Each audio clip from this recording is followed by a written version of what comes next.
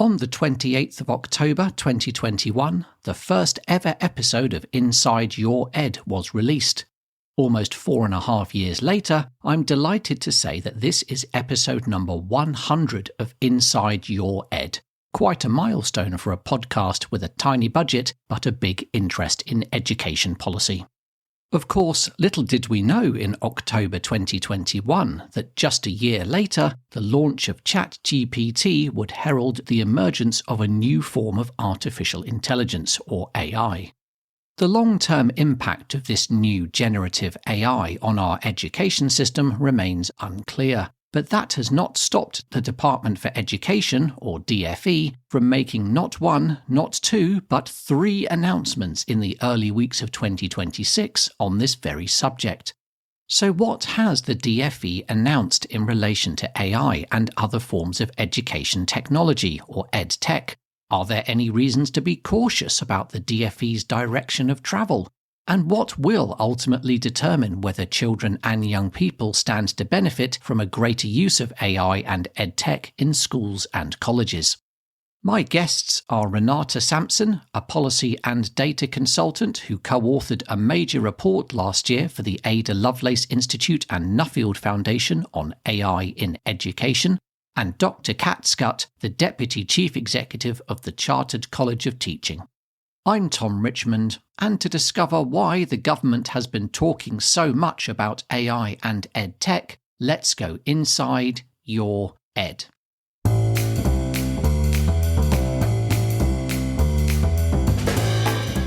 Welcome to Inside Your Ed, the podcast that looks inside the latest stories from across the education system in England, including primary and secondary schools, colleges, universities, and apprenticeships.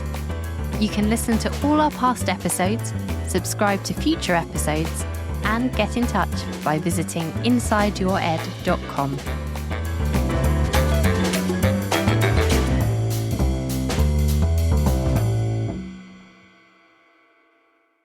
Today we are going to be talking about the DfE's newly discovered enthusiasm for AI and EdTech more broadly. But to start with, I think it's worth trying to put this enthusiasm into context. Renata, we've had this flurry of announcements, but how different is this from what we've seen from the DfE in the past? Have they historically shown any great interest in EdTech? It's a really interesting question, Tom. I mean, they kind of have. We've had technology running through schools for decades now, albeit not necessarily part of a strategy, but rather a sort of adoption of technology as things have been happening and an awareness that pupils needed to have a sense of literacy about technology that was happening. I don't know how old you or your listeners are, but I certainly remember in the 1980s a computer on a wheelie trolley being moved into my classroom once a term, where I got to be freaked out by computer paper and trying to understand how I was meant to move a witch into a castle and deal with a frog. Whether that was good literacy, I'm not entirely sure, but the 90s, we saw a lot of computers in computer labs and pupils starting to get a grasp of information technology. And that's when it really became part of the national curriculum as well in the 1990s. The real focus on technology happened under the new Labour government, and that was when there was an absolute push for schools to adopt tech, get online and use digital tools, and also for pupils to really get a grasp of how technology worked for them. So basic coding started happening, word processing, the sense of trying to get young people ready for the world of work, where it was assumed that technology was going to be a part of the workplace, and it was assumed correctly. The last 30-odd years, technology has really been a part of school, a part of curriculum, and also a part of the running of a school. We have to acknowledge as well that technology being brought in for administrative purposes and to support teachers and school leaders was really critical. The Conservative government released in 2019 the Realising the Potential of Technology in Education strategy. That seems to be where we continue to be following on, that idea of bringing all aspects of educational technology into schools, a focus on admin, teaching, assessment, continuing professional development, and this notion of learning throughout life, having technology part of life. A really important point going back to the new Labour years was that there was the creation of BECTA. BECTA was an arm's-length government-funded body where this is so important, if we start thinking about the EdTech conversation in schools, is that Bechter really helped schools understand procurement, guidance. They set standards about what technology should be in schools, and they also commissioned research. And whilst some found it slow, bureaucratic, laborious, teachers seem to really love it, and school leaders seem to really value the emphasis and insight that Bechter gave them. And the reason why I mentioned that is that was scrapped in 2010, 2011 in the bonfire of the Quangos. And yet, what we see now is that DFE are having to start to try and to adopt similar processes that Bechter undertook. They're not doing it quite as formally, but that idea that schools do still need support with understanding what their EdTech is, understanding what they need, what's valuable, what questions they need to ask, were all things that Bechter were really instrumental in supporting schools with, and that the DFE seem to have had to pick up that mantle. Okay, so there's definitely some history here in terms of the government thinking it has a role, at least, and sometimes quite a proactive role in pushing EdTech towards schools and colleges. Which begs the question, Kat, of why the DFE has become so interested in AI and EdTech in recent months, literally the last few weeks and months. What would you say are the key driving forces behind this from what we can tell? Building on what Renata has said, it's not necessarily quite as recent as just the last few months. Perhaps that's where things have started to be seen more publicly. And I think there's also an important point in response to what you've just said there, that it's not necessarily pushing EdTech tools towards schools. It's about helping schools to make effective use of EdTech tools. So in terms of the question of, why is there this sudden interest? I think there's probably a pragmatic recognition that schools are using AI tools and other EdTech tools. They're spending a huge amount of money on them and not necessarily getting a great deal of impact. So I think as a government or as any organisation, you can either take the attitude, we're not sure that this tech is really doing anything that's very good, so we'll just not do anything around it because we don't want to encourage schools to be doing it. Or you can take the attitude of how can we help this to be the most effective that it possibly can be. And it's interesting that Renata mentioned the date 2019, because I looked back and actually that was when, as the Chartered College of Teaching, we published our first EdTech themed issue funded by the Department for Education. So that was very much at the heart of a point when the government really were thinking about how do we do more around EdTech. They were developing an EdTech strategy. There was an EdTech leadership group at the DFE, and we were funded to develop 2 massive open online courses on FutureLearn. At the time, looking at evidence-informed use of EdTech and leadership of EdTech, and this special issue of our journal Impact, which went out to all schools and really focused on what do we know in a very critical way about EdTech and the impact that it might have. I think something that's quite fascinating is looking back at that issue, there wasn't a single mention of AI in it at all. I mean, I know that's 7 years ago now and that time does fly, but somehow it feels mad that wasn't even on the landscape then, if you think how absolutely widespread discussion and conversation around AI is now. The Chartered College of Teaching published last year another special issue funded by the Department for Education of our journal, focusing specifically on safe and effective use of AI in education. And just seeing that kind of leap in technology across those years sets out for me why the government have to do something. Schools are going to be doing these things anyway, slightly terrifyingly, sometimes not knowing that they are. There was a fascinating set of responses to questions on Teacher Tap a little while ago now, probably a few months ago, that was asking teachers how much they were using AI in their work. And the proportion of teachers saying they're using AI in their work is going up. But I also think it massively underrepresented how many teachers are using AI in their work, because it's probably almost impossible not to be, because so many of the tools that we're using now, whether that's our kind of productivity tools or whether it's specific EdTech tools, are using AI in the background. So you might not think, I'm not going on to Gemini or ChatGPT or anything like that, so I'm not using AI. But in reality, you are. So I think that where this kind of push comes from is a recognition that these things are happening, these things are changing how society functions. And if these things are going to be being used by people, how can we make sure they're being used safely? How can we make sure they're being used in the most effective ways? How can we make sure that schools aren't taking risks or spending a huge amount of money and time investing in things that are actually making things worse for children and young people? So I think that's really the driver. And we've seen things like the development of Oak National over the last few years, another huge kind of investment from the government in supporting different use of EdTech. So I don't feel like it's something that's very new, but of course the AI focus is new, as it is all across the sector.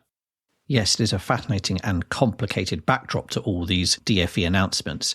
Let's take a close look at the details of these new plans, because there's certainly plenty to consider here.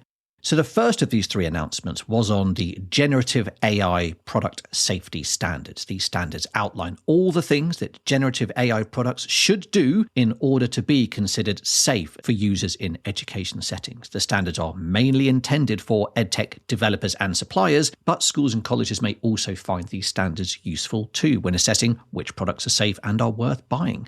In terms of the content of these standards, Gen AI tools must, among other things, protect children's mental health, filter out harmful content, avoid any impact on their cognitive, emotional, and social development, protect them from manipulation, avoid exploitation such as designing interactions that increase engagement or revenue, and on top of all of those things, AI products should even detect signs of learner distress, such as mentions of self-harm. Kat, these standards seem well-meaning enough, but they are ultimately just guidance for tech developers and suppliers, and I'm not personally convinced that Elon Musk is necessarily that bothered about what the DFE has to say about these sorts of things. So are these standards going to be useful in practice for developers and maybe school and college leaders, or are they just a bit of a wish list from government which may or may not help? I think that with any of these things, it's a really important starting point. Otherwise, it becomes easy to say, oh, well, it's all too difficult. And if they're not statutory, then let's not bother having them. And of course, that's not the right approach at all. The standards really work alongside other things that government are doing. And so actually you can see a direction of travel in the future where these are used alongside, for example, results of the EdTech test beds or other things that government are supporting to say to schools, actually, here are products which are meeting a whole range of different guidance. And it's one of the things that we've looked at as part of the EdTech Evidence Board, which is really focused specifically on the sort of pedagogical impact and application of EdTech, but has a kind of expectation that products would meet requirements like those non-statutory guidance sets to say, actually, if products aren't meeting these, then they shouldn't be being considered in terms of their pedagogical impact, because it doesn't matter how good they are pedagogically if they're not meeting basic safety standards. So I think without being statutory, because we don't have a sort of system that is controlling what tech schools buy, and the system that we have doesn't easily enable a change to that point. Without being statutory, they can still have an impact on what schools are doing and on what providers who are serious about schools adopting their products are doing. So I think it's a really important first step. Renata, what do you make of these AI standards? Do you see them as a powerful force for good potentially, or do you think they might struggle to gain traction unless they go a step further than this non-statutory guidance that they are now? I think they're really interesting. I like the ambition of them, but I do wonder if they're workable, irrespective really of the statutory or non-statutory aspect to the paper. I think that there's some real ambition in here to try and do things right. I don't think that they're going to be helpful to the big players. I don't think that we're going to see them adhere to lots of these standards or maybe throw a little bit of lip talk to them. And that's a challenge. We do have to sort of separate out in our heads who edtech developers are, and whether that is the big players who, as we were talking about earlier, have AI embedded in everything, or whether we're talking about some often teacher-led edtech startups who are trying to make great products for classrooms to help with real learning and pedagogical development. I do wonder whether or not these really high aspirations that are in the safety standards paper can be achieved by any of these startups. They are quite restrictive, and I'm not negative about that. I think that it's really good to have solid consideration of how any tool is going to impact a learner or a user, impact them emotionally, impact their development, impact their cognitive development, their way of thinking, their critical skills. Though I note that there's a real sense of this has to happen. We have to ensure that any product is going to be able to do X, Y, and Z, that any pupil using it is safe. Now, in my heart, that makes me feel very warm. But the DFE also acknowledged that there is no such thing as 100% guaranteed safety, or that filtering will always work. So I think that there's a need to try and find a middle ground here. And that doesn't mean to undermine or whittle down these aspects of safety and security, but to think pragmatically. And then to work with developers to try and do the very best they possibly can do without being unnecessarily restrictive. And that's the challenge that we always have with any sort of technology, with anything that's data-driven. How do you ensure that the product is really benefiting people and not undermining their rights or their safety or their privacy or their security? I think some of these things here, though, specifically about cognitive development, I do wonder as to whether this does become a barrier to entry for startups, for any edtech developers who aren't the big players. if they really want to do things well and ensure that they're being ethical and sound in their following of the standards, will the tools do anything? That's not meant to sound negative. That's actually a really interesting pragmatic point. Do we need these technologies if there is a potential that they're going to harm and undermine? I think there's a really important point that you've made there, which is around that point around, cognitive development is in some ways the most sort of interesting and challenging thing that's in there, because actually we are still so new to the use and the impact of AI. How can we know whether something that is built into a tool might have an impact on cognitive development? Not necessarily immediately, but those impacts might be seen long term. And of course, that applies equally to the issues around mental health, for example.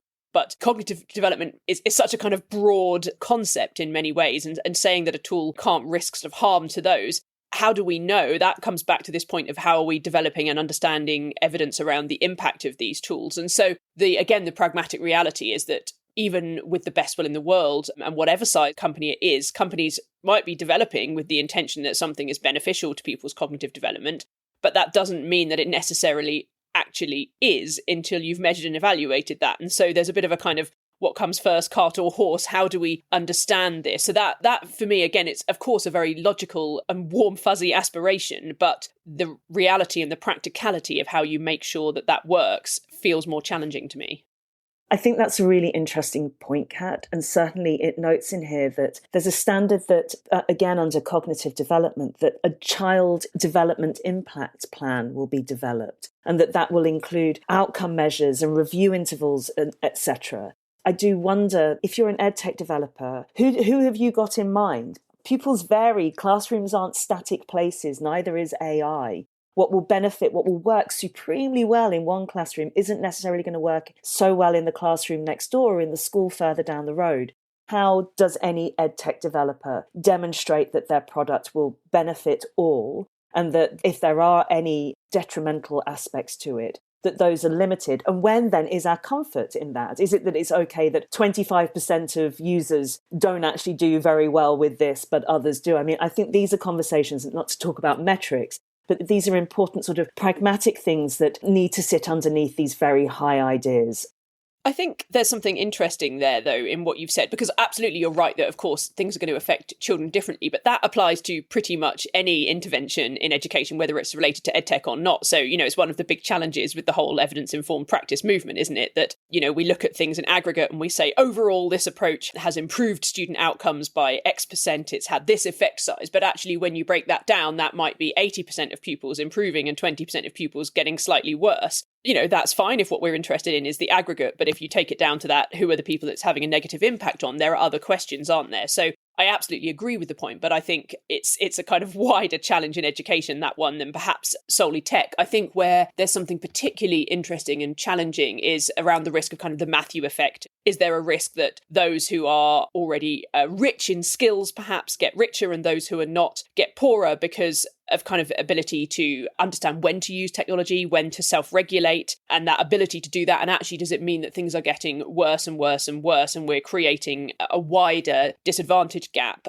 So that is, I guess, a real concern for me around tech use in general, but again, about AI use. If we look at things like the MIT study that came out a few months ago that sort of showed that you might get as good an output in your essay if you have an AI essay writing assistant, but you don't remember very much of it, you can see how for some students they go, okay, well, that's fine because I still got as good an essay, so I don't care. And actually those who perhaps are able to self-regulate a bit more and think metacognitively about their learning might be saying, okay, but actually me doing the learning is what matters. And that sort of decision making is the thing that perhaps we need to make sure that children and young people have, and that perhaps is not something that is equally across all children and young people.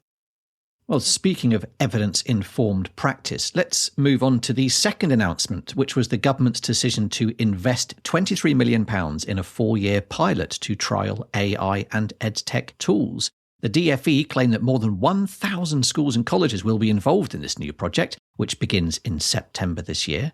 A DfE spokesperson said the project will, quote, put the latest EdTech to the test in classrooms, analysing their impact on pupil outcomes, including those with SEND, and on teacher workload. Kat, £23 million is a pretty chunky sum of money to be spending in today's tough financial environment, so the government clearly feels this is worth doing. But is it really the government's job to analyse commercial products in the world of AI and EdTech? I don't see that it's necessarily anyone else's job. And so there's a question there, isn't there, that if we think it's important, and I do believe that it's important, that actually what tools we're using in classrooms are actually evaluated effectively and that we know what the impact that they're having is. And I mean, this comes back to the AI safety standards. We know what impact they're having on cognitive development, but also that broader sense of what impact they might be having on teacher workload. I think it's really important that we know those things. And if that's not driven by government, there's a question of who is going to drive that. And of course, there are more kind of nuanced questions about, do government do it directly themselves? Do they outsource it to a particular organisation? There are different models globally around what this looks like. But I personally think that it's incredibly important that it happens. And I think that the only way that that can be driven in any meaningful way is by government in some shape or form. So I consider this to be a really important piece of work. There's far, far, far too much technology in schools that is being sold by really great salespeople, making all sorts of claims, but not necessarily with any robust evidence of the impact that it's having. And though I take the point that that sounds like a lot of money, if you compare it probably to how much schools are spending in combination on the edtech tools that they're using, some of which are doing nothing of any use and some of which are making things actively worse, it probably doesn't sound like such a large amount of money. I think that if that investment leads to schools making better decisions about what they're doing and making better decisions about the products that they're buying, I think that's an incredibly important thing to do. So I see this as a really important sort of step forwards. And I think being very much practically testing these things in real school and college environments rather than the lab tests that sometimes we see where people say, oh, yes, well, this worked really well in this one group of students that we worked with who came here specifically to trial it and making all sorts of claims based on that. I think this genuine trialling in schools is really important. Again, there are things that are quite interesting in terms of tech use, where if you did a kind of direct comparison of two tools with a group of students using it for 10 minutes, you might find that one tool was more effective in terms of developing students' knowledge of a particular topic, but actually the other tool might be a more appealing tool.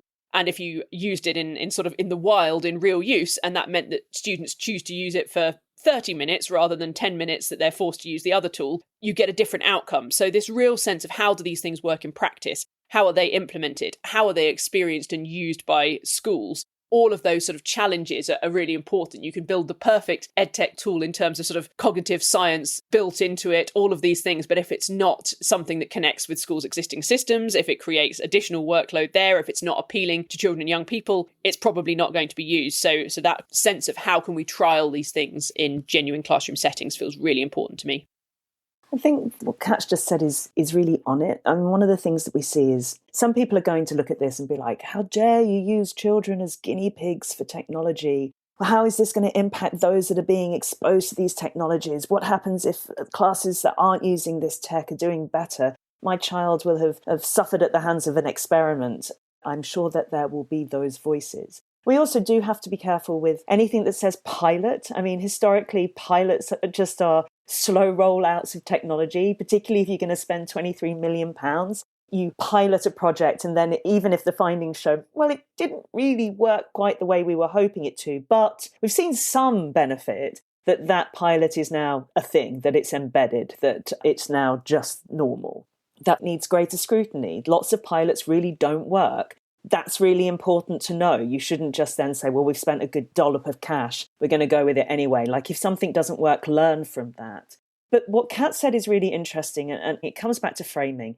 Is this just about the technology, or is this about how the technology is embedded within the school, within the classroom, within the learning environment? We see some ed tech come through, and there's evidence that shows that pupils' abilities increase.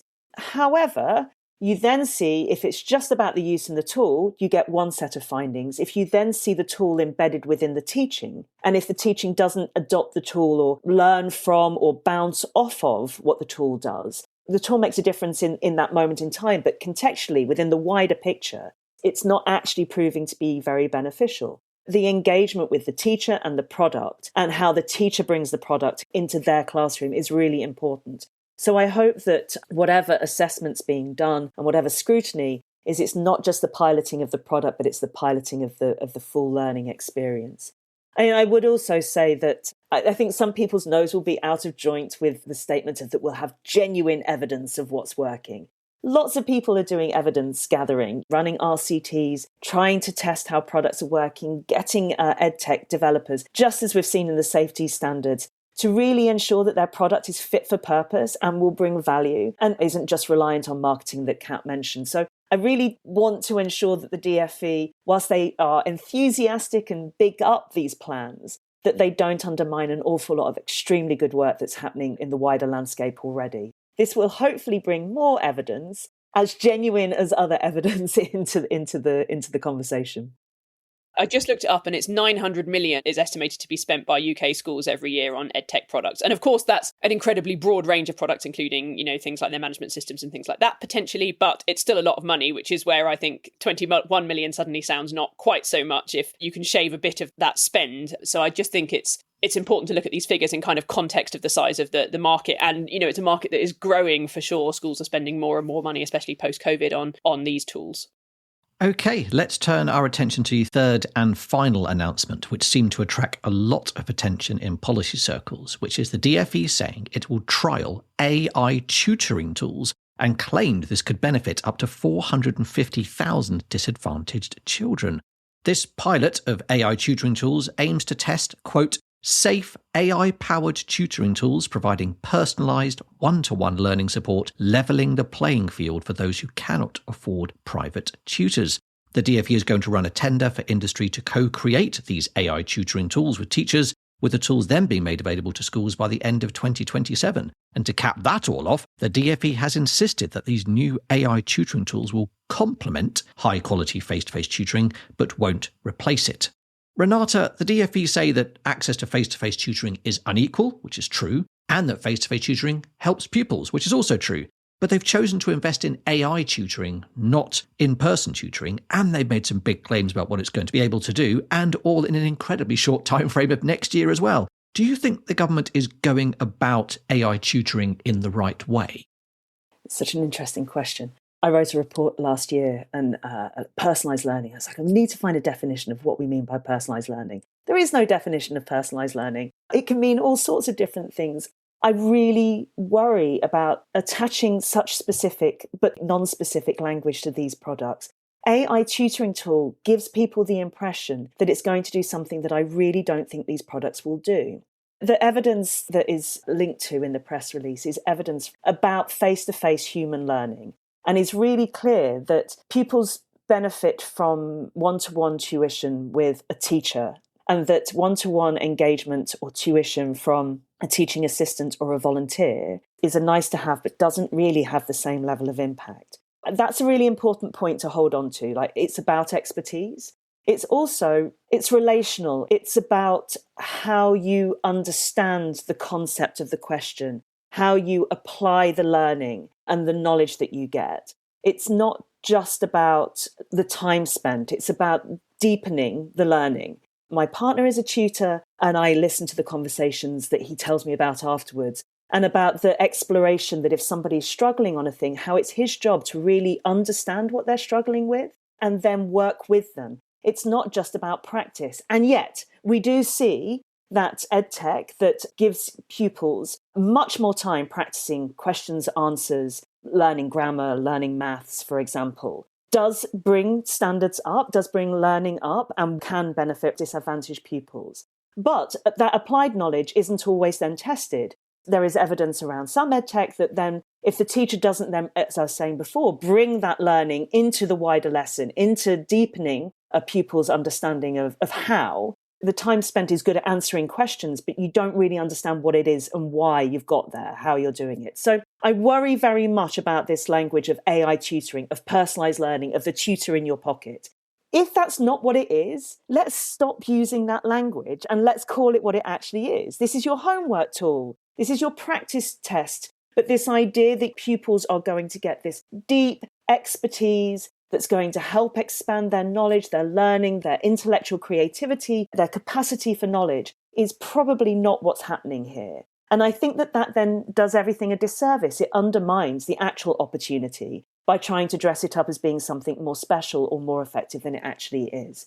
So I admire the ambition. I think, though, it's going to be very interesting if, going back to the AI safety standards, the restrictions or the guidance of how you should build EdTech, particularly around the cognitive offloading issues, How are you actually going to build a product that's going to be this AI tutor, that's going to do all of these wonderful, miraculous, marvelous things, that also does adhere to the AI standards that have been published? I think that this sounds great, but in practice isn't going to work out the way that it is. And I would rather that it sounded less exciting and more practical and more pragmatic and more honest, and then we'd all be much more impressed.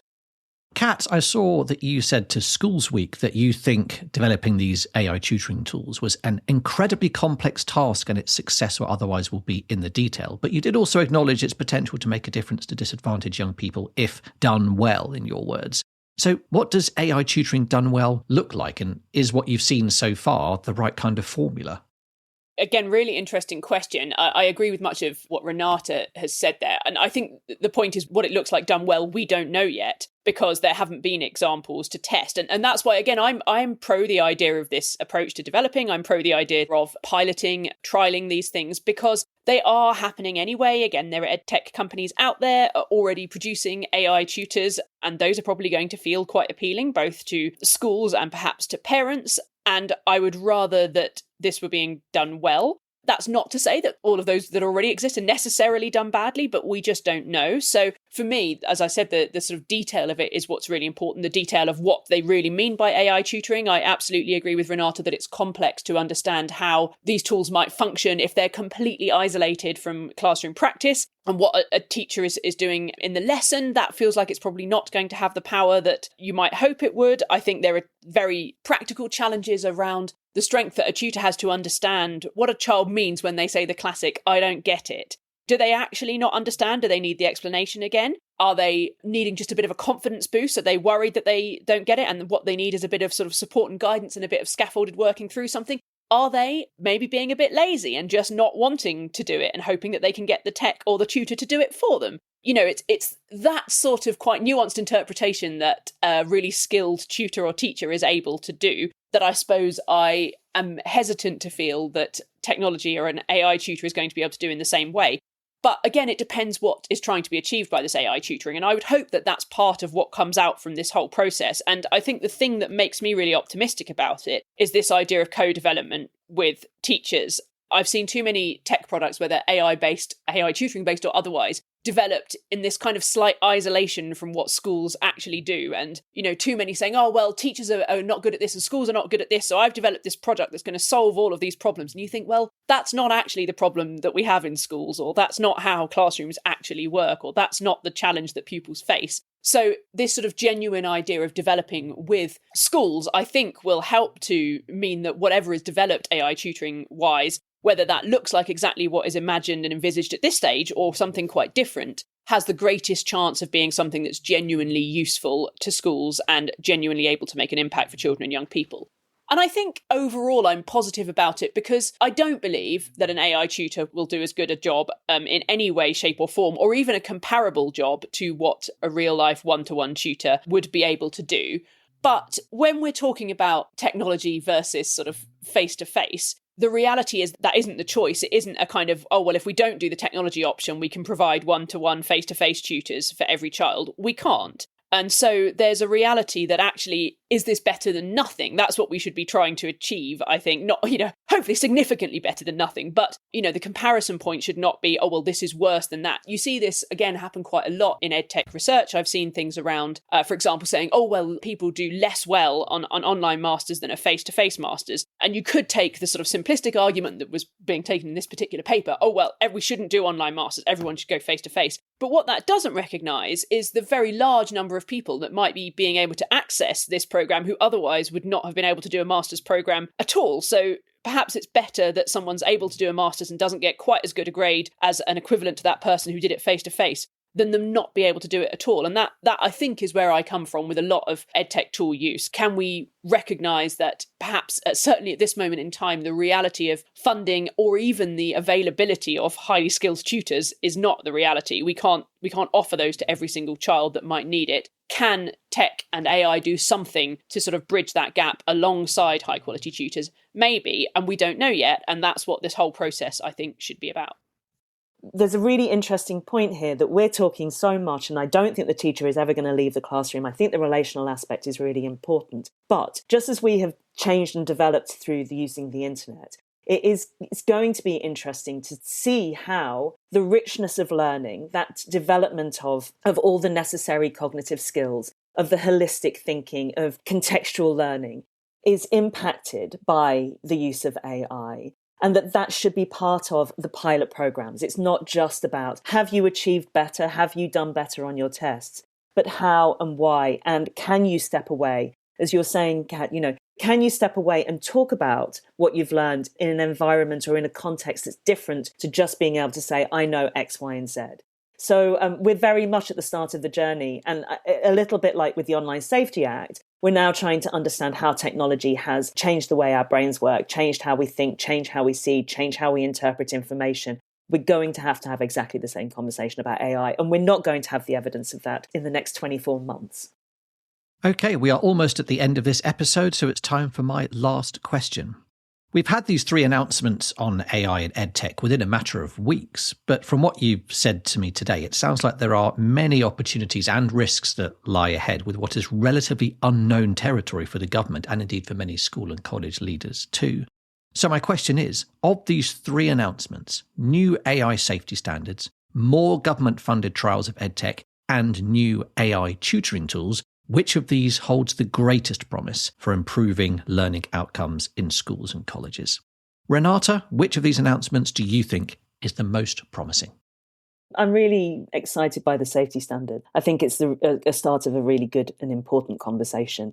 It's also beneficial for those building EdTech to have some sort of a framework to be thinking about. I would expect to see these adapt and change and be iterated as time goes by. But as a starting point, this is a really exciting, interesting development.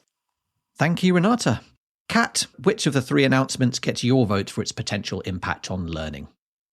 I mean, I think the 3 of them are all sort of interrelated. In a sense, you need the first in order to be able to think about the second and the third, because no matter how, as I said before, no matter how helpful something is pedagogically, if it's not safe, that's really problematic. But if I had to pick one, I think I would go down the EdTech pilots route, because that, for me, is the most interesting in terms of helping to generate high quality evidence across a range of different product types, including AI products, to understand the impact that they're having. It really links in with the work that we're doing at the Chartered College of Teaching around the EdTech Evidence Board, which looks at assessing the quality of evidence that EdTech companies have. And actually, in many cases, companies need or want to develop better evidence. So really that kind of relationship between the EdTech pilots and the idea of developing evidence and then us being able to use that in the EdTech Evidence Board work really links together for me. So whilst I also absolutely agree with Renata that great things are happening already, the more that we can stimulate evidence development and high quality evidence development, understanding of impact, the better. And that ultimately is what will help schools to make the best decisions and have the best impact on learning.